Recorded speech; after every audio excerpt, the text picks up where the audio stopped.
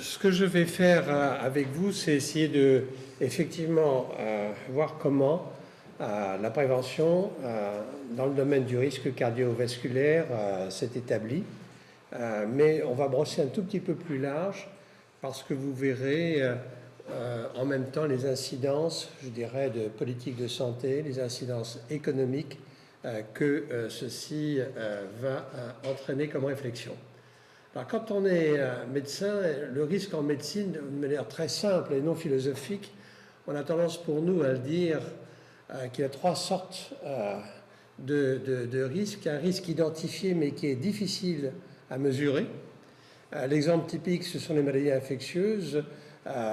Lorsqu'en tout cas une épidémie se déclare, il est difficile d'évaluer le risque et le principe de précaution, bien sûr, prévaut.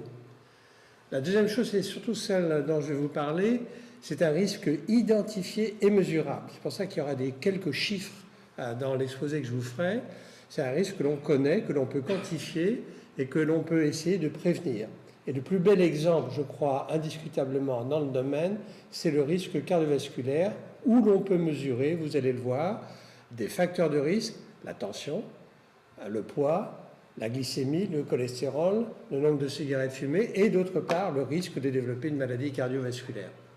Et puis il y a le risque certain qui nécessite alors une autre stratégie qui est une stratégie d'anticipation mais qui ne nous intéressera pas ici de façon immédiate. Alors j'aime bien citer ce que disait Daniel Schwartz. Daniel Schwartz était un statisticien qui a joué un rôle absolument essentiel en médecine pour justement quantifier le risque et amener les médecins à s'intéresser au calcul des probabilités, parce que qui dit risque dit probabilité. Et il disait que finalement, c'était une évaluation qui était fondée par nature sur des arguments statistiques, c'était son métier, mais que le risque est le résultat aussi de l'ignorance et du hasard, c'est-à-dire des éléments stochastiques qui peuvent arriver. Donc il faut rester modeste, même si on cherche naturellement à réduire la part et de l'ignorance et du hasard. Alors, très brièvement, ceci a des implications tout à fait intéressantes en matière de politique de santé. Et on a tendance, nous, à se dire que nous menons une politique du risque qui est particulièrement efficace en se disant qu'après tout, c'est une histoire récente. Je voudrais simplement rappeler en 2 diapositives que l'ère hygiéniste a démarré à la fin du 19e siècle avec la loi d'hygiène publique en 1902, donc vous voyez c'est déjà loin, et on s'intéressait, si vous voulez, au côté collectif de la médecine. Il y avait même des mesures qui étaient assez incitatives puisque le maire était responsable directement de la santé de la ville qu'il administrait et qu'il lui était permis de rentrer dans les bâtiments, dans les demeures et dans les appartements pour voir si les règles d'hygiène étaient observées. Et il y a eu toute une propagande importante justement pour prévenir le risque de maladies infectieuses essentiellement, mais pas uniquement. Ce qui fait que les succès qui ont été, je dirais, revendiqués par les médecins dans la diminution du risque des maladies infectieuses ou même des maladies cardiovasculaires s'est trouvé en fait, je dirais, mis en question par un certain nombre de personnes qui ont dit que le rôle des mesures hygiéniques avait été aussi très important. Je me réfère à Némésis médical avec Ivan Illich, qui est quand même justement la contrepartie un peu forte et violente du pouvoir médical pour dire qu'il faudrait quand même revoir aussi un petit peu ce que la société peut faire et a fait pour prévenir le risque. Alors, 1902-2002, donc vous voyez en 100 ans, une deuxième loi très importante relative aux droits des malades et à la qualité du système de santé, avec une politique de prévention qui est clairement affichée ici pour améliorer l'état de santé de la population en évitant l'apparition de maladies ou d'accidents, en favorisant les comportements vertueux, on va en parler tout à l'heure, et cette politique se veut suffisamment efficace pour donner à chacun les moyens de se protéger et d'améliorer sa santé personnelle. Là, effectivement, au début du siècle dernier, la notion de risque était évaluée de façon un peu poétique, si je puis dire, avec le vin, l'alcool, les femmes, le tabac. Mais bon, c'était quelque chose qu'on pensait dangereux, entre guillemets. D'ailleurs, c'est drôle parce que quand on lit là, est-ce vrai, signe Jeanne, qui a dû envoyer ça à un de ses amis. Mais il faut dire aussi qu'à l'époque, quand on était malade, on souffrait. On souffrait dans son corps. C'est ce que d'ailleurs Foucault appelle la grammaire des signes. Et c'est ce que, à peu près 50 ans plus tard, le Riche appelait le silence des organes. C'est-à-dire qu'on est passé d'une sémiologie forte, avec des maux de tête pour les gens qui ont l'hypertension artérielle, avec l'insuffisance cardiaque, avec l'accident vasculaire cérébral, à un risque sournois où finalement le risque maintenant que nous mesurons, c'est un risque qui n'est pas fait sur une symptomatologie présentée par le patient, symptomatologie où il souffre, où son corps s'exprime, mais finalement il s'agit là d'anomalies repérées sur un certain nombre de critères que l'on peut mesurer, qu'il s'agisse de critères biométriques, comme par exemple la pression artérielle ou le poids, qu'il s'agisse de critères échocardiographiques avec une insuffisance cardiaque qui va d'abord se manifester par une hypertrophie ventriculaire gauche, et on arrive même maintenant avec des critères beaucoup plus fins, à savoir des critères génétiques et ce qu'on appelle la médecine de précision, c'est de repérer chez un individu donné quels sont les facteurs génétiques qui pourraient prédire. Alors, je dirais quelques mots plus tard, mais là, la génétique, j'en dirais pas grand-chose, parce que autant elle est importante dans les maladies immunogéniques, autant dans les maladies chroniques, dégénératives, et notamment dans le domaine cardiovasculaire, dont je ne vais pas vraiment beaucoup m'échapper, là, la génétique est extrêmement peu opérationnelle. Hein. Elle est importante, mais aujourd'hui, elle est peu opérationnelle pour préciser chez un individu celui qui risque ou non d'être malade. Et puis, bien sûr, vous avez à l'heure actuelle le développement de l'Internet, la médecine connectée, puisque à l'heure actuelle, on peut parfaitement monitorer, je dirais, le poids, la pression artérielle et d'autres paramètres, l'activité physique avec un podomètre connecté sur un iPhone. Tout ça est important. Alors, il y a un déplacement en quelque sorte de la parole du corps au reflet indirect et silencieux exprimé par ces anomalies des examens complémentaires dont je viens de vous parler. Ceci pose évidemment la question, mais je ne suis pas philosophe, hein, vous allez tout de suite, d'ailleurs vous l'avez déjà repéré, mais ça pose tout de suite la question de savoir comment l'individu va anticiper finalement ce qu'il peut lui arriver en fonction de paramètres qu'il ne contrôle pas, pour lequel il n'a aucun repère, sinon la valeur anormale chiffrée au bout d'un examen anonyme. Moi, je pense que c'est un vrai problème et ce sera intéressant d'en discuter. L'autre problème, c'est, à mon avis, l'inégalité socio-culturelle qui est fondamentale là-dedans. Si vous vous adressez socio-culturel et aussi l'âge, un gamin de 10 ans, qu'est-ce que ça peut bien lui faire qu'il a un risque multiplié par 2 de développer un cancer du poumon à l'âge de 55 ans? C'est extrêmement lointain. Alors que chez un individu qui sent effectivement que les complications risquent d'arriver à un certain âge, il va être beaucoup plus sensible, étant donné le délai beaucoup plus court du risque qu'il a de développer une maladie quelconque.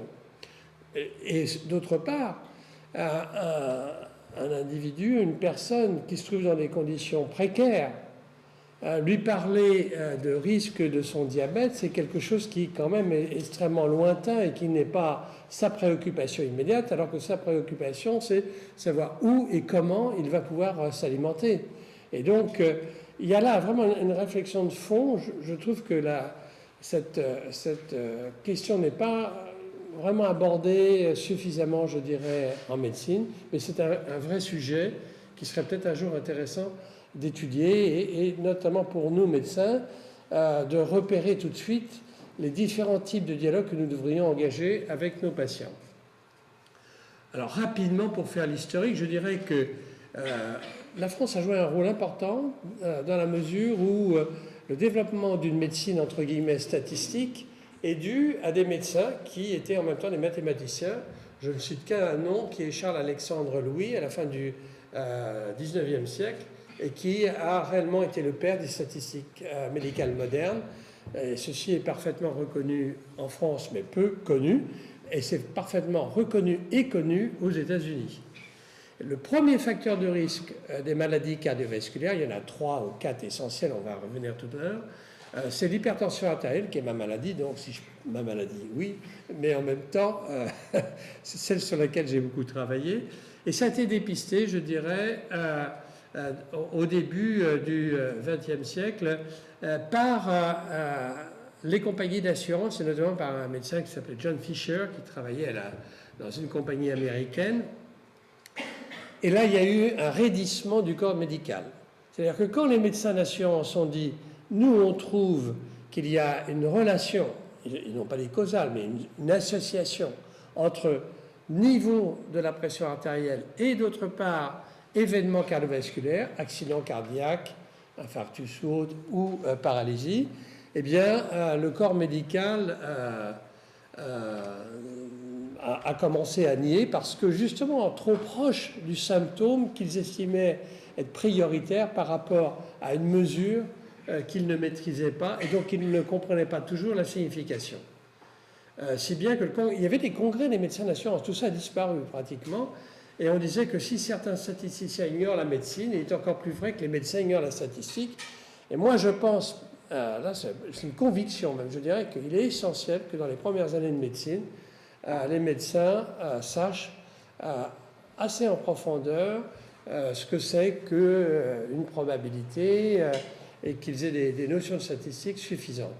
Alors là, je passe rapidement.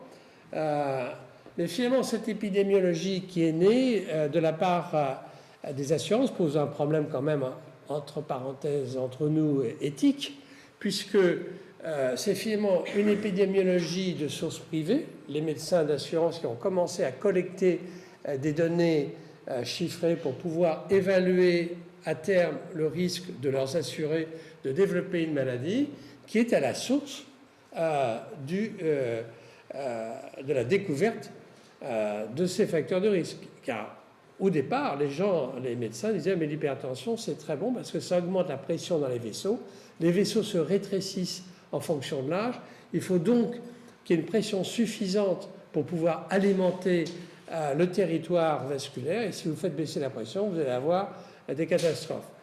Il n'y avait pas à ce moment-là de médicaments pour faire baisser la pression artérielle, mais vous voyez le genre de débat qu'il pouvait y avoir. Donc en 1915, pratiquement dans un article de 1915, ce médecin qui était à la tête de la Northwestern Mutual Life Insurance Company a dit tout ce que nous savons aujourd'hui, que nous répétons sur l'hypertension artérielle. Ensuite, s'est mis en route une étude qui est absolument fondamentale, qui est l'étude de Framingham. Je vais en dire quand même quelques mots. D'abord parce qu'elle a intéressé des gens qui travaillent sur l'histoire de la médecine. Je me suis trouvé amené à travailler avec Élodie Giroux, qui a fait sa thèse de sciences, une scientifique, de sciences de philosophie et d'épistémologie sur justement une analyse fine de Framingham. À ce moment-là, à la fin de la Seconde Guerre mondiale, il y avait pratiquement 2 individus sur 3 à l'âge de 55-60 ans qui mouraient de problèmes cardiovasculaires. L'INSERM américain, le National Institute of Health, s'est dit il faut qu'on comprenne. Et donc, ils ont mené cette enquête épidémiologique prospective, c'est-à-dire qu'ils ont dit on va prendre une petite ville, Framingham, au nord de Boston, pour voir dans une population tout venant, ce n'étaient pas des malades, c'était naturellement des volontaires, et pratiquement l'essentiel de la population s'est porté volontaire, pour voir ce qui se passe dans cette population en ayant mesuré régulièrement des paramètres tels que la pression artérielle, le poids, les antécédents familiaux et autres. Puis ils ont ajouté le cholestérol, puis ils ont ajouté le bon et le mauvais cholestérol, etc. Et cette étude qui devait se terminer au bout de 20 ans, au bout d'une génération, en fait, persiste à l'heure actuelle. On en est à la 3e génération et à chaque fois, on ajoute des données qui sont extrêmement intéressantes car c'est un suivi longitudinal. Ce n'est pas un suivi transversal, mais bien longitudinal pour voir ce qui se passe avec, bien sûr, maintenant des données génétiques. Et puis, aujourd'hui, nous disposons aussi de regroupement de données sur l'observation de très très nombreuses études, et notamment des traitements médicamenteux antihypertenseurs, si bien qu'on aboutit à vraiment, je crois, un thésaurus extrêmement intéressant en matière d'épidémiologie cardiovasculaire, et on passe à une épidémiologie explicative, comme on dit. Alors là, c'est ce que je viens de vous dire. Alors, qu'est-ce que ça a donné? Eh bien, les 3 facteurs de risque majeurs ont été découverts successivement. D'abord, l'hypertension artérielle, ça confirmait, mais cette fois-ci de façon prospective et ordonnée, ce qui avait été montré avec les compagnies d'assurance. Le cholestérol a suivi, mais plus tard. Vous voyez, 1947, le début de Framingham, 1960, on individualise l'hypercholestérolémie comme étant un facteur de risque par lui-même. Et le tabagisme est venu dans les années 70, relativement tardivement. Donc vous voyez, c'est des histoires relativement récentes. Mais les médecins anglais avaient fait une étude qui avait montré qu'effectivement le tabagisme était un facteur de risque non seulement pour le cancer, mais aussi pour les maladies cardiovasculaires. Alors, ça a deuxièmement montré une chose, c'est que le risque cardiovasculaire, c'est souvent le fait de plusieurs risques combinés. Il y a ce qu'on appelle les risques non évitables et les risques évitables. Alors, le risque non évitable, je porte moi un risque non évitable. Je ne peux pas éviter d'être un homme et je ne peux pas éviter d'avoir mon âge. Donc ça, c'est un risque majeur, hein, c'est évident. Puis vous avez les risques évitables, donc la pression artérielle, le cholestérol, le tabac, l'obésité, le diabète, etc. Alors, ceci donc permet de repérer un certain nombre de risques. Mais là, je voudrais tout de suite, sans rentrer trop dans les détails, mais quand même, on fait dire à Framingham, à d'autres études épidémiologiques, des choses qu'on ne devrait pas leur faire dire. Il faut bien distinguer ce qu'on appelle le risque essentiel, individualisé, le risque par lui-même, des risques associés. Je vous ai marqué une table qui est loin d'être exhaustive pour bien faire la différence entre le risque, je dirais, indépendant de tous les autres facteurs, y compris l'âge et le sexe, qui sont le tabac, le cholestérol, l'hypertension, l'obésité, le diabète et les différentes fractions du cholestérol. Bien. Et puis, vous avez des risques qui se surajoutent aux risques précédents, l'âge, le sexe, le tabac, etc., mais qui par eux-mêmes, pris individuellement, ne sont pas des risques indépendants. Vous voyez ce que je veux dire? Par exemple, être anxieux et ponctuel, ça se surajoute, si je peux dire, chez quelqu'un d'hypertendu pour accroître d'un tout petit peu son risque de développer une maladie cardiovasculaire. D'ailleurs, ça pose des tas de questions, savoir qu'est-ce qui est cause, effet, etc. Enfin, on ne va pas rentrer dans le détail. Mais, pris indépendamment de tout le reste, le fait d'être anxieux et ponctuel, si vous l'êtes, mais que vous n'ayez pas d'hypertension, machin, etc., il n'y a pas de risque cardiovasculaire par lui-même. Donc ça, c'est vraiment un point important. C'est un point important parce que les journaux font des gorges chaudes réellement très régulièrement. On vous annonce s'il y a un nouveau risque, si vous prenez telle vitamine ou pas, machin. On ne sait plus où. On pourrait faire une liste absolument incroyable. Or, en fait, oui, il s'agit de données, mais de données qui sont extrêmement peu importantes, je dirais, dans le calcul du risque. Mais justement, on y vient au calcul du risque. Est-ce qu'on peut calculer le risque? Eh bien, à partir de données telles que l'âge, le sexe, je reviens encore une fois là-dessus, si vous ajoutez la pression artérielle, le fait d'avoir trop de cholestérol ou pas, d'avoir fumé ou pas, eh bien, vous pouvez calculer votre risque. Alors voilà l'exemple d'un homme de 64 ans qui fume, qui a une pression artérielle de 18, qui a un taux de cholestérol de 3 grammes, ce qui est quand même élevé, eh bien, on peut à ce moment-là calculer la probabilité, le risque qu'il a d'avoir un accident cardiovasculaire dans les 10 ans. Et son risque par rapport à quelqu'un du même âge, du même sexe, mais qui n'a pas l'hypercholestérolémie, le tabagisme et l'hypertension, ce risque est grosso modo multiplié par 4. C'est quand même beaucoup, d'accord? Donc ça vous donne une idée de ce qui peut être fait. Et au passage, quand on fait une consultation d'hypertension artérielle, on ne le fait pas toujours, on n'a pas toujours le temps, mais quand on a des gens qui sont réticents et des gens qui comprennent, ce qui n'est pas évident, ce n'est pas la première consultation qu'on peut faire des choses comme ça, on peut dire, bon écoutez, si vous réduisez par exemple la consommation de tabac, on va refaire un calcul et on va voir ce que vous gagnez par rapport à la baisse de la pression artérielle ou par rapport à la baisse du taux de cholestérol. Ce qui vous permet d'ailleurs au passage d'affiner la stratégie thérapeutique en disant bah, on ne peut pas tout faire en même temps, on va voir qu'est-ce qui est le plus important et pourquoi, et vous pouvez le calculer, le quantifier. Vous voyez ce que l'on peut faire.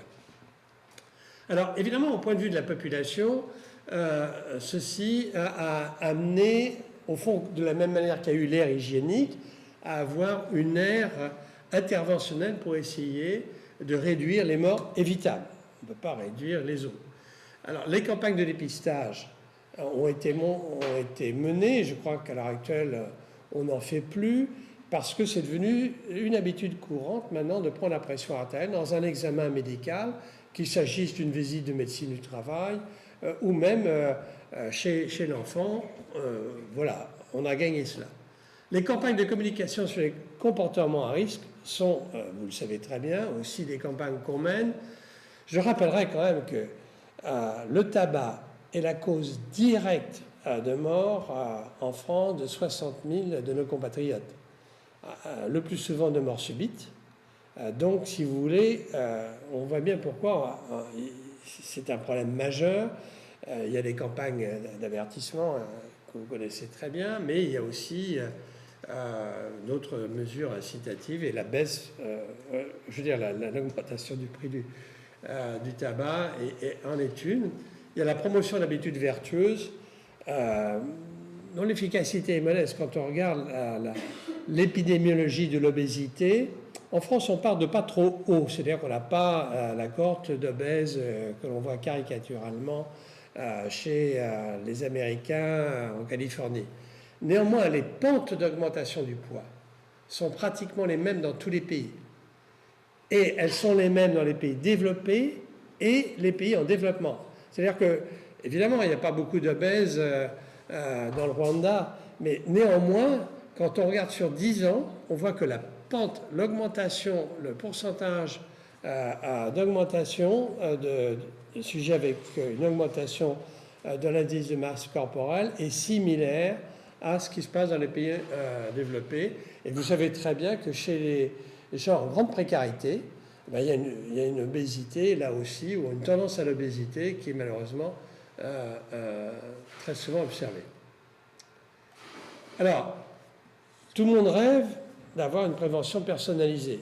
En effet, si on pouvait dire à quelqu'un que sa pression artérielle, il peut la négliger dans la mesure où finalement il a les bons gènes, etc. Comme je vous l'ai dit, malheureusement, au jour d'aujourd'hui, et il se passera certainement longtemps, avant que l'on puisse prédire sur le taux de cholestérol, sur les marqueurs génétiques, ce qui va se passer. En revanche, on a quand même de meilleurs, je dirais, on affine avec, progressivement avec des meilleurs marqueurs sanguins. Pour le cholestérol, on n'a pas beaucoup progressé pour le diabète. Le problème, c'est que si vous avez un taux de cholestérol élevé, si vous avez un taux de glycémie élevé, sauf vraiment en dernière extrémité, vous ne souffrez de rien. Si vous avez un cancer du poumon et que vous commencez à tousser, cracher, là, vraiment, là, il se passe quelque chose. Mais personne ne m'a jamais dit j'ai mal à mon cholestérol ou j'ai mal à ma glycémie. Donc, il y a un vrai problème là de compréhension et de dépistage. Il faut donc peut-être avoir affaire à plus souvent, et c'est ce que nous essayons de faire en tout cas à l'hôpital Pompidou avec mes collègues que j'ai quittés en 2006-2007, de l'autosurveillance, et c'est tout le développement de l'e-santé. C'est quelque chose qui est utile et qui est bien comprise et acceptée par les patients. Voilà. Alors maintenant, on traite les facteurs de risque et ça va nous amener à discuter justement de quelques questions intéressantes qui se posent. C'est d'avoir qui traiter, comment traiter, jusqu'où traiter. Alors, le traitement des facteurs de risque, allons rapidement. Pour l'hypertension, on a tous les médicaments qu'il faut. Et pour le cholestérol, depuis les années 85, on a ce qu'on appelle les statines. Vous en avez entendu parler, bien sûr. Leur efficacité est démontrée. Ne croyez pas à certains de mes collègues qui se sont répandus en disant que les statines, etc., ce n'est pas bon. J'essaye d'ailleurs de vous montrer que ce n'est pas exact. Même si on prescrit beaucoup de statines à des gens, peut-être qu'ils n'en ont pas toujours besoin, mais c'est très difficile de faire la distinction pour les raisons que j'ai évoquées tout à l'heure. Alors, nous allons voir comment nous allons décider ou non de traiter. Voilà. Alors, si vous regardez ici la distribution d'une valeur dans la population. Ici, vous avez le nombre d'individus, d'accord? Et ici, vous avez une valeur comme la pression artérielle, le taux de sucre dans le sang, le taux de cholestérol, etc. Il y a eu de grandes discussions pendant un certain temps pour savoir si cette distribution des valeurs dans la population, tout venant, des gens normaux, des gens hypertendus, si c'était une distribution ce qu'on appelle unimodale, comme celle que je viens d'indiquer, ou au contraire bimodale, c'est-à-dire une première population indiquée en grisé, et puis une deuxième population indiquée là, en blanc, qui serait la population anormale, avec des valeurs élevées, et d'autre part, une population normale, qui est indiquée ici. En fait, il n'y a pas de distribution bimodale, ce qui veut dire que on a affaire à une distribution qui est gaussienne, c'est-à-dire une distribution qui est également répartie autour ici de la moyenne ou de la médiane, puisque les deux se confondent ici, avec des valeurs élevées d'un côté, des valeurs basses de l'autre, mais vous ne pouvez pas dire, vous allez voir tout de suite l'arbitraire, de dire que là, il y a vraiment des hypertendus, là, il y a vraiment des normotendus, et là, il y a vraiment des hypotendus. Ce serait beaucoup plus simple si il y avait des décrochages, en quelque sorte, dans cette courbe de distribution. Ça, c'est vrai pour une population, que ce soit une ville, une province ou un État. Maintenant, si vous regardez différentes populations, les choses sont un tout petit peu plus compliquées. Parce que si vous regardez une population comme la Finlande, vous avez une distribution gaussienne, hein, comme celle que je viens de vous indiquer en Finlande, mais vous voyez tout de suite que le taux de cholestérol moyen, le sommet de la courbe de Gauss, en Finlande, est à 2,80 g. Si vous allez chez votre médecin et qu'il vous trouve 2,80 g, et vous dites attention, là je vous traite. Mais là, vous voyez qu'en Finlande, c'est finalement le taux moyen du taux de cholestérol finlandais. Si vous regardez au Japon, dans le Japon du Sud, vous voyez de nouveau une courbe gaussienne, mais le taux moyen du japonais, c'est de l'ordre de 1,50 g. Un taux particulièrement bas et rarement trouvé d'ailleurs au passage en France. Et en fait, ce taux bas, ce taux moyen pour le Japon est un taux très bas, je l'ai indiqué en assuré, pour un Finlandais. Autrement dit, il va y avoir deux réflexions. Une première réflexion, ce serait de se dire, puisque, et là, il faut me croire, je ne vais pas vous refaire toute la démonstration, mais puisqu'il y a une relation nette entre taux de cholestérol et maladie cardiovasculaire, il faut, au niveau populationnel, déplacer la courbe des Finlandais vers la courbe des Japonais, d'accord? Et d'autre part, pour les Finlandais les plus élevés, ou même les Finlandais moyens, il va falloir les traiter. Et quid des Japonais qui ont quand même un taux de cholestérol plus élevé que ceux qui sont à l'autre extrémité de la courbe, qui sont, alors là, super bas en termes de cholestérol. Donc voilà la question qui se pose. Et donc se pose tout de suite la notion de seuil d'intervention. Le seuil d'intervention va être un seuil qui va être relativement arbitraire, puisque, comme je viens de vous le dire, il est difficile de séparer une population normale d'une population pathologique. Et pour l'hypertension artérielle, le seuil de 14,9, que vous pouvez retenir, qui avait déjà été défini d'ailleurs en 1916-1915, c'est celui qu'on garde, mais c'est un seuil relativement arbitraire. D'accord? C'est un seuil qui peut être déplacé. Et si vous êtes exigeant, vous allez déplacer ce seuil. Parce que vous allez dire, mais je vais traiter plus de gens parce que je vais avoir plus de succès, je vais éviter plus de maladies cardiovasculaires. Mais vous allez traiter cette fois-ci quand même un nombre important de gens qui est indiqué entre la flèche rouge et la zone grisée, voilà, avec des chiffres de pression artérielle qui ne vont pas être si élevés que ça. Donc ça va poser des questions d'acceptabilité et d'autre part des questions de coût, évidemment. On va peut-être passer là-dessus. Alors, nous nous aidons aussi d'études qui ont été menées avec des essais thérapeutiques, parce que ce n'est pas le tout de faire baisser un chiffre, il faut voir si faisant baisser le chiffre, on a une efficacité. C'est le cas. On peut dire qu'à l'heure actuelle, en faisant baisser les chiffres de pression artérielle, de cholestérol, de glycémie aussi, bien sûr, on a une efficacité et une tolérance remarquable des médicaments antihypertenseurs et hypocholestérolémiants d'aujourd'hui. Aujourd'hui, on dispose d'énormes études, puisque vous voyez, on a 1 million de personnes suivies, avec des relations très fortes entre la pression artérielle, le cholestérol et la mortalité cardiovasculaire. Et on voit ici qu'il y a un risque continu. C'est-à-dire qu'on ne peut pas dire qu'il y ait un niveau de pression artérielle ou de cholestérol qui vous protège complètement et totalement d'une maladie cardiovasculaire. Ce serait faux de dire ça. Mais le risque s'amenuise tellement qu'il est raisonnable d'arrêter de traiter les gens à partir d'un certain niveau. Mais c'est vrai à la fois donc pour la tension et le cholestérol et pour les accidents, qu'il s'agisse des AVC ou des cardiopathies ischémiques. Alors c'est un truc très intéressant parce que Claude Bernard avait dit finalement il n'y a pas d'un côté la maladie et de l'autre côté la physiologie. Lui disait qu'il y avait une espèce de continuum et que la maladie était une exagération en quelque sorte de mécanismes physiologiques qui se déréglaient. C'était une vue extrêmement originale.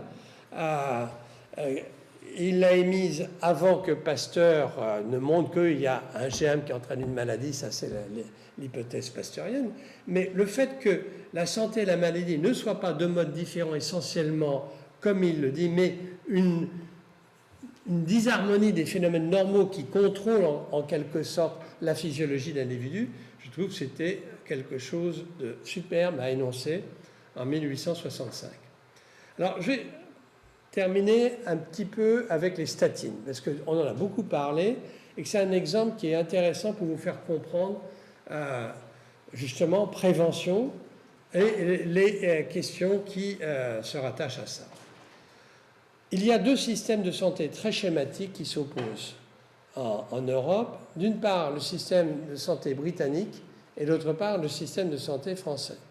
Le système de santé français, c'est vous cotisez à l'assurance maladie, votre médecin vous prescrit un médicament, il estime que c'est nécessaire, votre médicament vous est remboursé. Vous avez une hypercholestérolémie modérée, voire à peine, vous aurez votre statine, si le médecin y croit et si vous l'acceptez, voilà.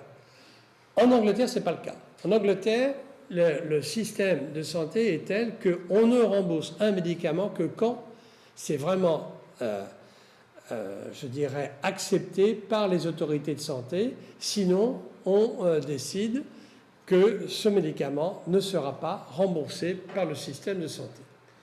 Alors, pour le système de santé en Angleterre, comment font-ils? Ils ont décidé qu'on rembourserait les statines, non pas sur un niveau de 3 grammes, de 2,50 grammes ou de 2 grammes par litre de taux de cholestérol, mais sur le risque encouru. C'est-à-dire qu'on déplace le niveau de seuil qui est facile à comprendre pour un malade au passage. Ah ben docteur, toute façon, le laboratoire qui a fait mon analyse a marqué que c'était anormal, donc il faut me traiter, d'accord? C'est pas comme ça que raisonnent les Anglais.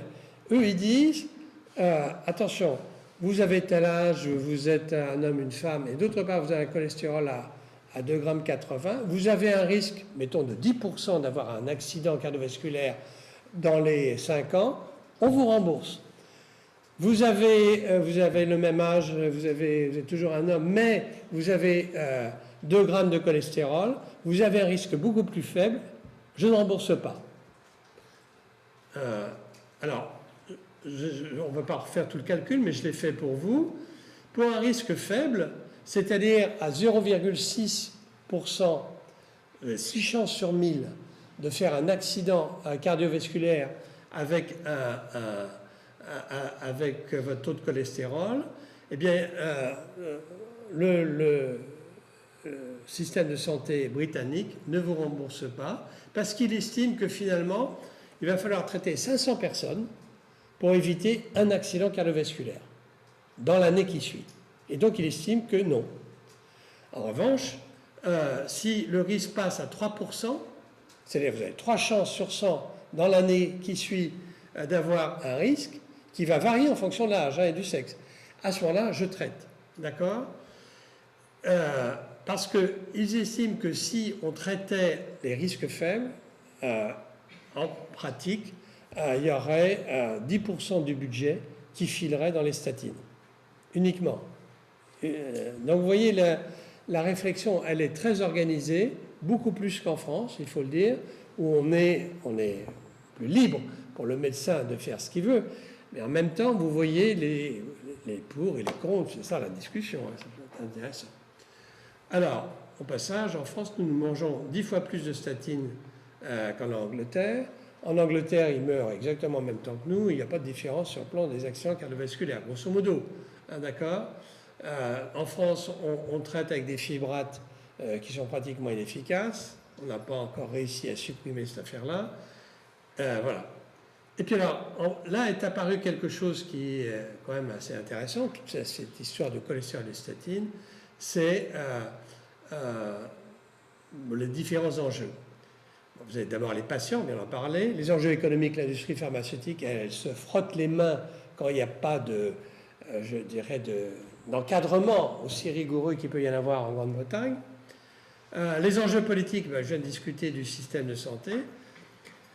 Les contribuables ont bien sûr leur mot à dire. Et de nouveau, les inégalités socio-culturelles sur lesquelles je ne vais pas revenir non plus très longtemps. Bien. Je crois que je vais peut-être m'arrêter là pour pouvoir laisser du temps à la discussion. Je voudrais simplement peut-être terminer en vous disant qu'il y a beaucoup de questions à résoudre. Bien sûr, cette question met à venir assez tardivement la prévention collective versus la prévention individuelle dans le cas du risque cardiovasculaire. Voilà. Comment agir sur les comportements à risque? C'est une grande question. La question des assurances, qui ont mis un moratoire à l'heure actuelle sur le calcul de la prime de risque en fonction de tout ce que je viens de vous dire, mais ça ne va pas continuer. L'industrie pharmaceutique, où ils cherchent des jackpots, à savoir les blockbusters, pour pouvoir prescrire à large échelle statines et autres. L'accès libre à des médicaments de prévention du risque. En Grande-Bretagne, on a un accès libre aux statines, à savoir 10 mg de simvastatine. En France, il y a eu un débat, mais pour l'instant, ça n'est pas le cas. L'industrie alimentaire qui s'est intéressée évidemment à cette question avec les alicaments, à savoir agir ensemble contre le cholestérol parce que, et clac, voyez, si vous prenez une assurance, là il s'agit de je ne sais plus quoi, c'est Unilever qui prône ces yaourts pour pouvoir, en même temps que vous mangez, vous faites du bien à votre santé, de même que l'AGF soigne ses clients au remboursement des yaourts. Ça, on a réussi, je pense, quand même à stopper cette histoire-là, enfin qui devenait quand même complètement perverse. Voilà. Donc je termine sur un truc qui s'appelle la polypilule. Si vous n'en avez pas entendu parler en un mot, ça consiste, de nouveau c'est une initiative anglaise que je trouve intéressante, c'est de partir du principe qu'à partir de 55 ans, on est tous à risque, c'est vrai. De toute façon, on est toujours à risque. Dès qu'on est, on est à risque. Mais on est quand même plus à risque à partir de 55 ans, hommes ou femmes. Et donc, un de nos collègues anglais, notamment pour les pays en voie de développement, prône une pilule qui associe différents médicaments, antihypertenseurs et une statine, pour essayer finalement de traiter tout l'ensemble de la population. Là, ça va à l'envers de ce que je vous ai dit un peu tout à l'heure, mais avec des génériques extrêmement peu chers, on arrive avec quelques dollars par mois en Inde à pouvoir fabriquer des polypilules qui peuvent avoir un intérêt pour un traitement de masse de populations qui sont à haut risque. En Inde, on meurt de diabète. On meurt, et il faut savoir qu'à l'heure actuelle, dans les pays émergents, ce qui prédomine, ce ne sont plus du tout les maladies infectieuses, mais les maladies chroniques, cardiovasculaires, essentiellement, avant que n'apparaisse le cancer et l'Alzheimer. Mais donc, vous voyez, c'est vraiment des questions importantes là que l'on traite. C'était un peu rapide. J'espère que c'est simplement aussi une ouverture pour les questions que vous pourriez avoir. Voilà, je vous remercie et je suis prêt à répondre aux quelques questions que vous voulez avoir.